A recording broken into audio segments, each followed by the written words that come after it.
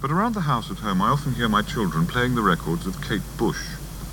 I've come to recognize that here is someone applying intelligence and a fertile musical and vocal imagination to the pop idiom.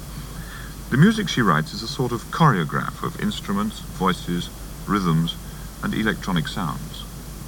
Most of all, they're centered on her voice and exploited in a most individual way as an instrument. I think often because you use words when you sing, it's a bit deceptive. You tend to think of it as something other than an instrument. But it's not really. I mean, it's easily as much as an instrument as everything else. I don't know if I've heard it from someone else or I'm making it up, but they've often said that the singing voice is like the cry of the soul. And in many ways, I think there is something there. There is something that's coming from very far within that person, much more so than their personality or the front that they put out. When they sing, there's something very real about their absolute essence coming out. Hey there, you lady in tears. Do you think that they care if they're real? They just take it as part of the deal. Lost in your bed and the games you play, trying to prove that you're better than mine. But you need to get heavy with them. Like it or not, we won't build towers, 'cause we're women. Kate Bush has naturally a small voice, which would be quite lost without a microphone. But I was fascinated to hear how she exploits the opportunities of modern recording techniques. To do so, she has to be acutely aware of the possibilities of her own voice. And sometimes the voice can come from such a strange part of your face, and you're pulling such a weird face to get it to come from there, that it's really fascinating. And something in a way that I don't really know much about, except through my own experience in the studio. A good example is in the song Dreaming. I wanted to get a very nasal, hard-sounding voice. So I was trying to cross it between English traditional singing and an Australian. So it was all very, very much centred on the nose. And, it was very much a nasal direction, and the face was completely scrunched up to sort of meet the nose.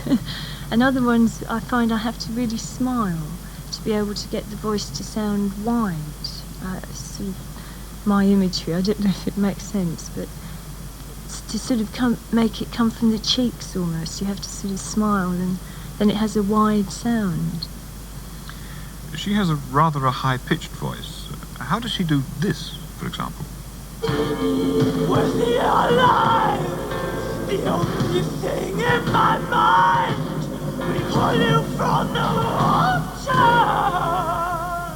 Well, I had terrible trouble getting that, because for some singers, they seem to be able to have all this natural gravel in their voice, and I seem to have a more pure voice, naturally, and it's very hard for me to get that kind of gravel and power.